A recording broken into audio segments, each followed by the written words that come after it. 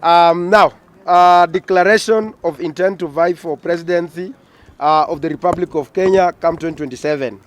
Fellow Kenyans, friends and patriots, today I stand before you with humility, courage and great conviction to announce I, Honorable Peter Kalura Salasya, Member of Parliament for Mumias East Constituency, officially declare my intentions to vie for the presidency of the Republic of Kenya in the year 2027 general election. This moment is not about me, it is about you. The ordinary Kenyan, the civil servant whose payslip is shrinking under punitive taxes, the farmer struggling to afford fertilizer, the mother choosing between medicine and food, the young graduates sending CVs that never get answers, the Gen Z youth dreaming for a better, cleaner, fairer government. It is about Kenya, a country full of potential, yet held back by broken system, corruption, inequality, and disconnection between leaders and citizens. We cannot continue this way. It is time for a new generation of leadership, honesty, visionary, and bold. My agenda, the 5 pillars of the new Kenya: economic freedom. That one will include lowering taxes, growing incomes. The burden of the Kenyan worker is unbearable. We must ease it. As the president, I will review and reduce pay, NHIF and NSSF reduction to protect your hard-earned salary. I will expand the tax base through job creation, not overtaxing the few who are employed. Our economic policy will shift from taxation to production and innovation. We must grow the cake before we slice it. No Kenyan should feel punished for working hard. Number 2, universal health care through people-centered SHA. The Social Health Authority, SHA, must not be another burden. It must be a bridge to better health care. I will restructure SHA to align with the real medical needs of Kenyans, not bureaucratic interests. Every Kenyan will access affordable, dignified, and efficient health care, whether in Turkana, Kibra, or Mumias.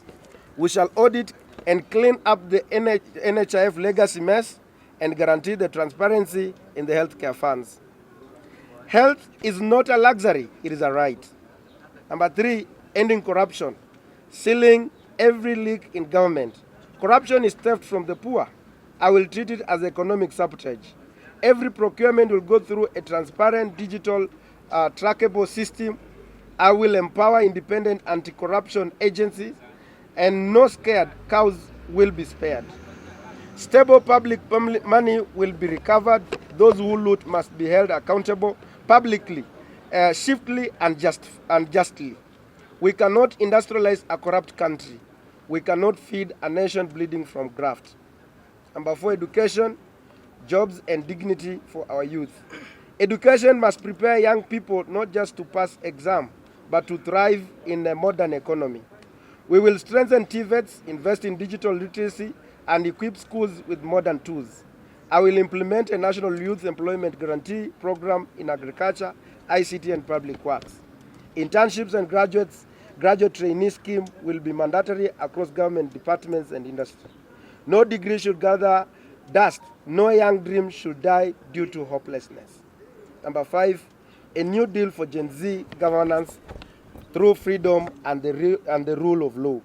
Gen Z is not just the future, they are now. I will form the first ever Gen Z Presidential Advisory Council to embed their voices in every national decision.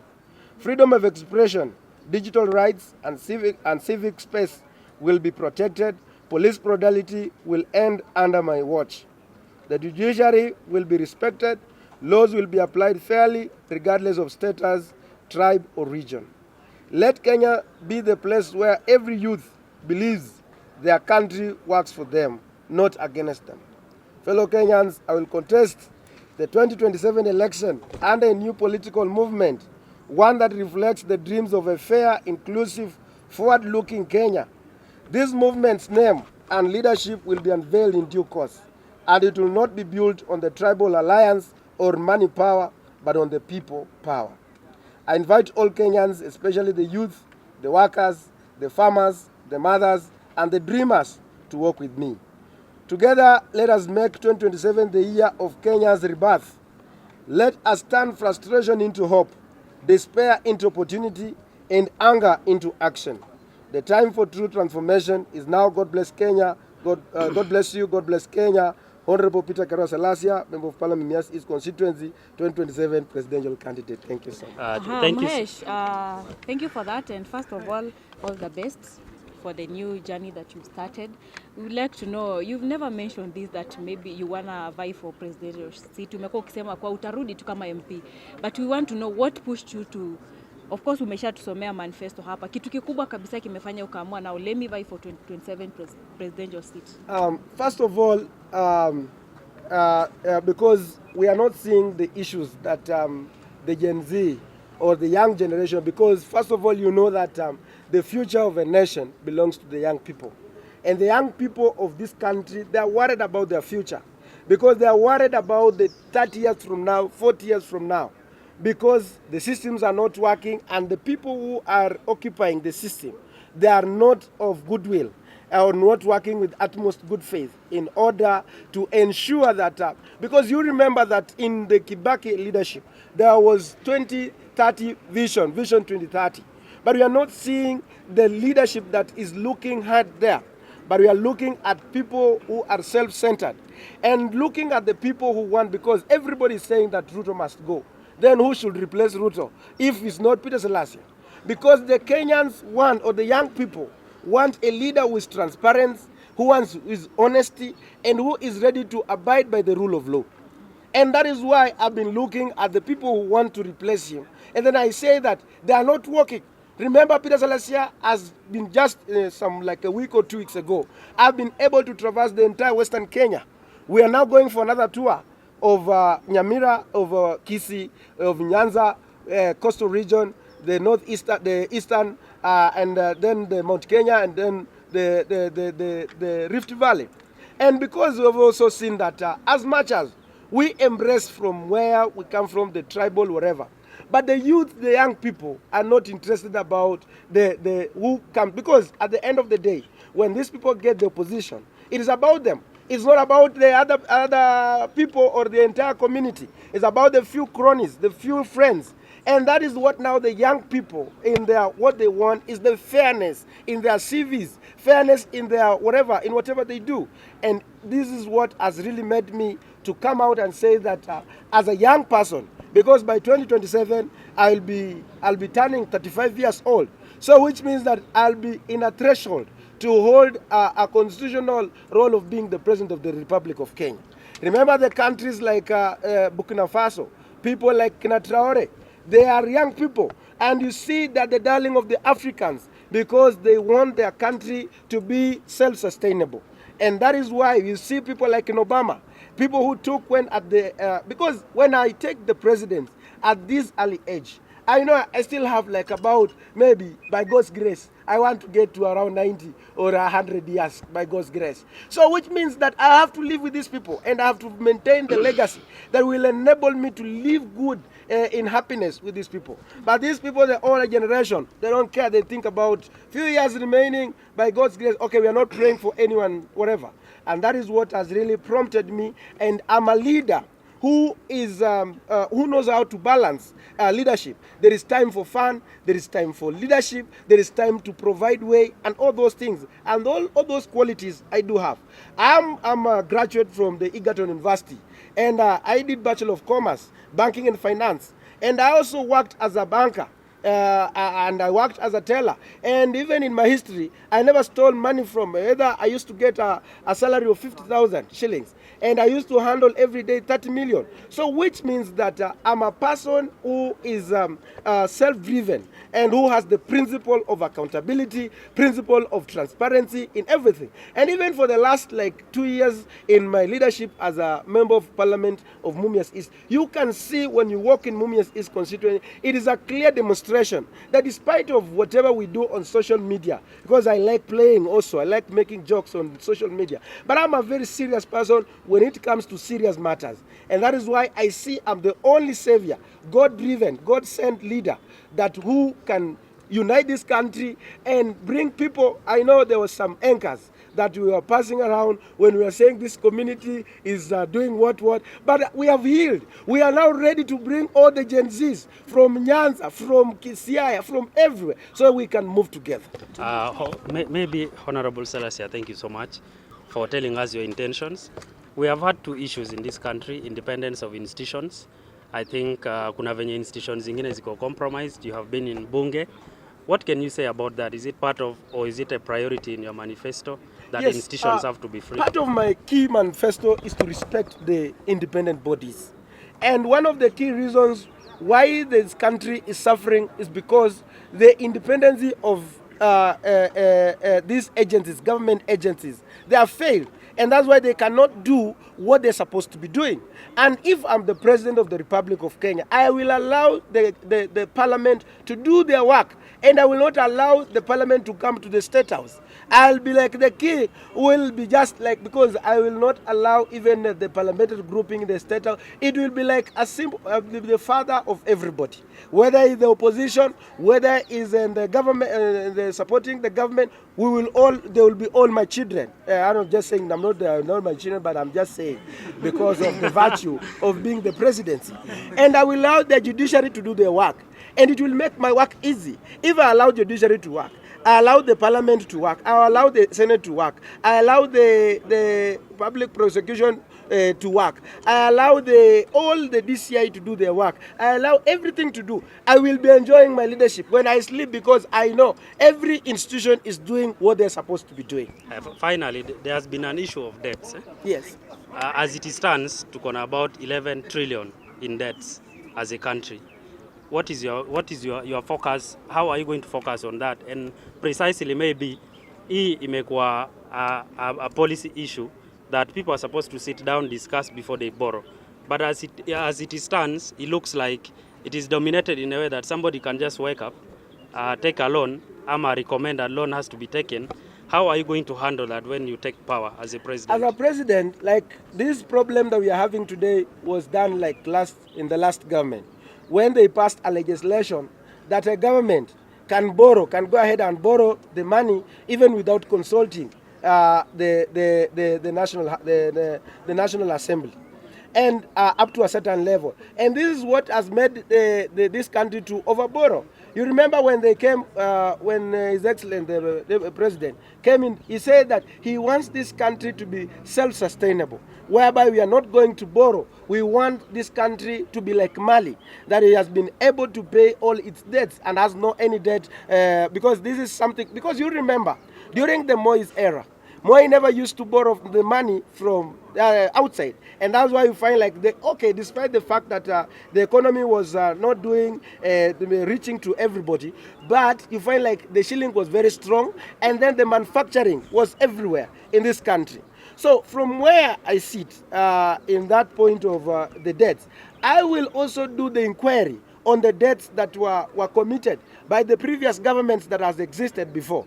Because we want to know, like, for example, the Eurobond, where did it go? And we have so many issues. Because you remember, like, in the previous, when we were talking about last time, the people who involved in the, like, for example, the Eurobond, there were people who were employed in the Treasury, advisory, and those are some of the things that shows that we are not serious about the people who committed the atrocity, and that's the same people that we are also bringing back and messing up this country. So we will have to review the debts of this country and bring back the motion that Honorable Mtata had, so that we can also be able to scrutinize and get to know all the monies that came into this country. Did they do what they were intended to do as a president of this Republic of Kenya? Two questions, Mheshimiwa. Yes. Kidogo tu.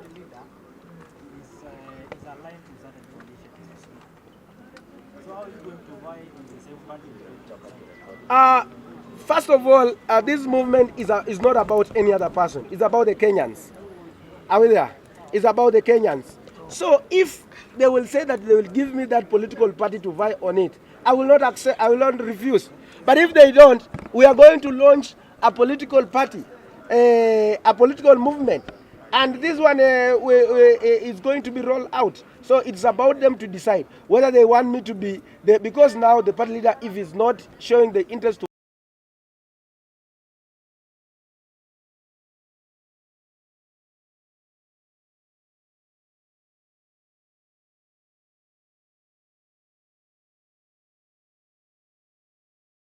when it comes to the education, education will be free for everybody.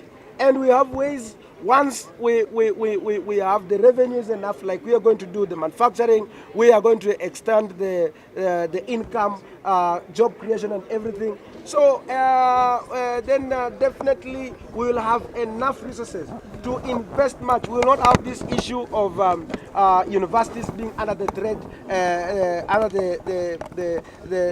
the threat of being being put under liquidation. Yes.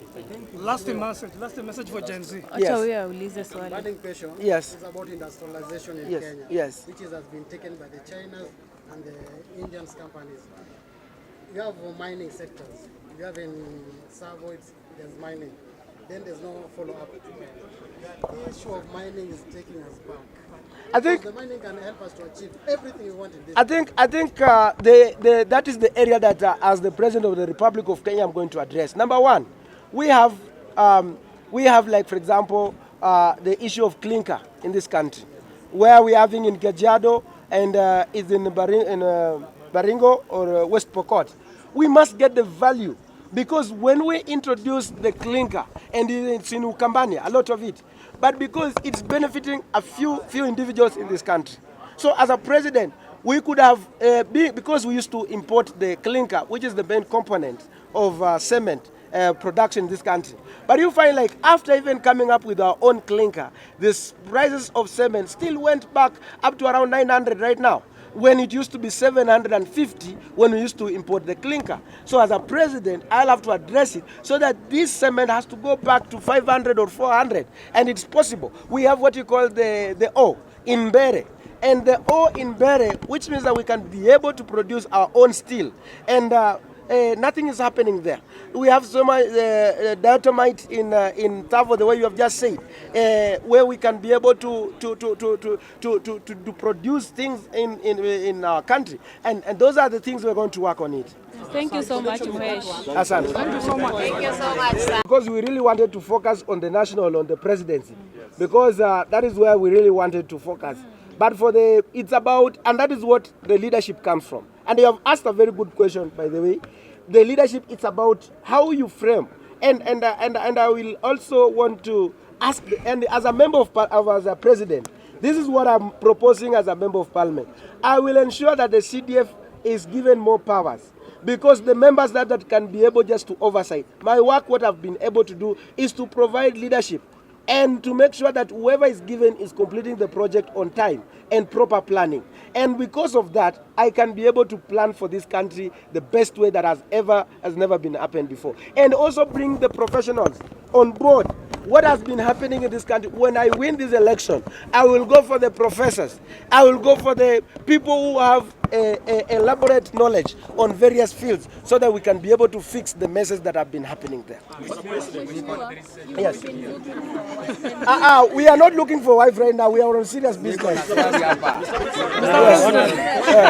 Uliza huko. Wacha ulale. Denied Yes. and justice delayed is justice denied, right?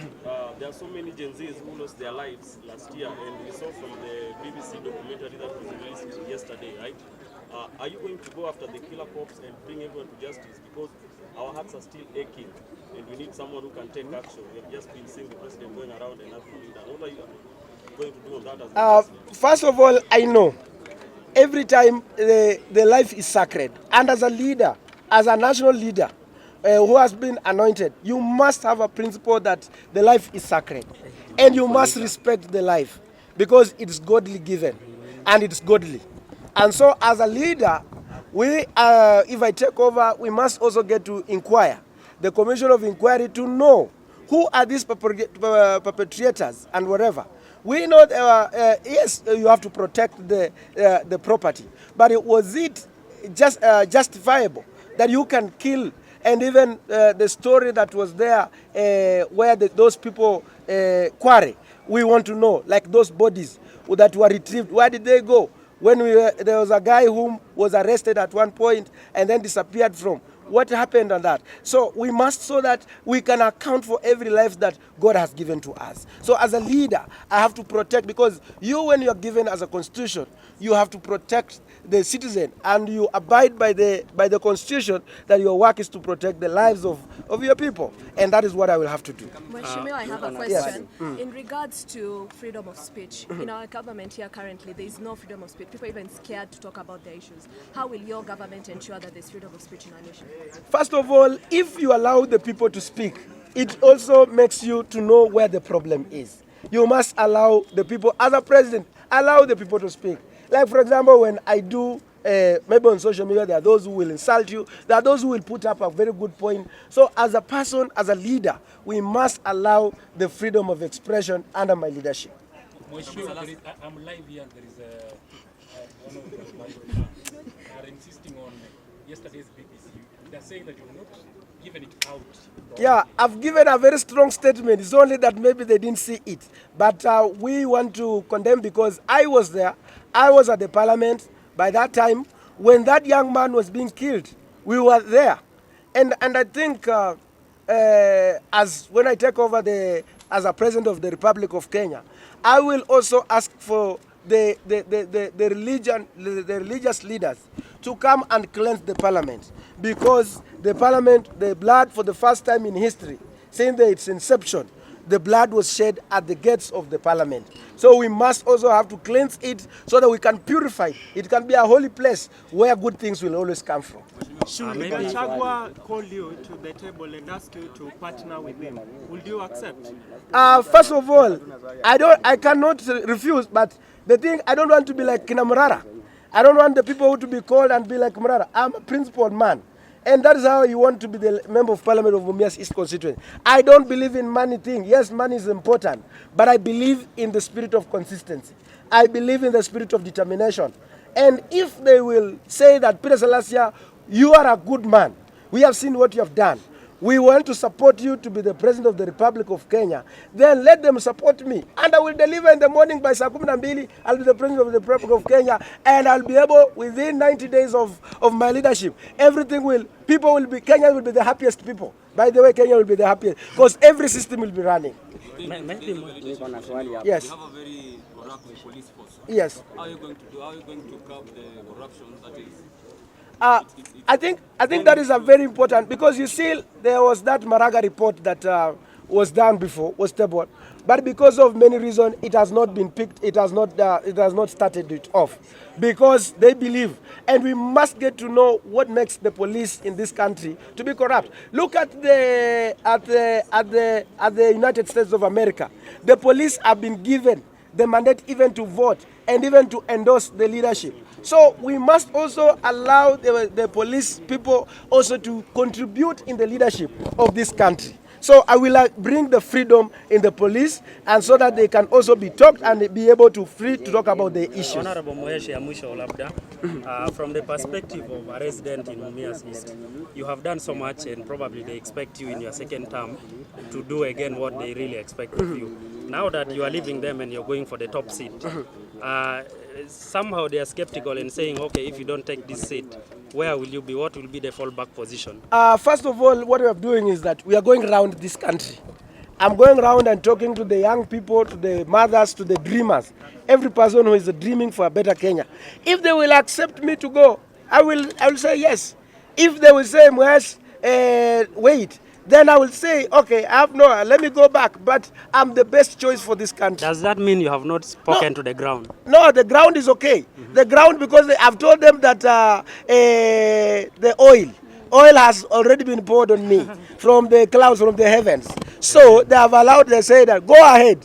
But if they bring whatever they see that you are not, then come back to us. But I have faith in that we are going to pick this thing very early. Yes. Na mimi najiuliza hivi, sababu wewe ni MP, do you feel that Kenya tuko na deni ya China kweli? Mimi hiyo swali nimeishi kuiuliza mimi kwangu kwa moyo wangu. Sababu nikiangalia hakuna vile venye naweza kuwa na deni yako, alafu tena bado sijamaliza kulipa deni yako, alafu tena narudi na kukopa. Na tunaonanga huko China unapata tulikuwa na ile deni yenye ilikuwa imeachwa na the previous president Uhuru Kenyatta. Alafu tena unapata William RUTO pia anarudi huko hivyo na bado wao wanatupata. Do you feel, mimi wanga si feel kabisa kama Kenya iko na deni? I think what you have just raised, we have just said that we'll have to do an inquiry because it has never come out openly, and no one wishes to disclose any information about the deaths in this country.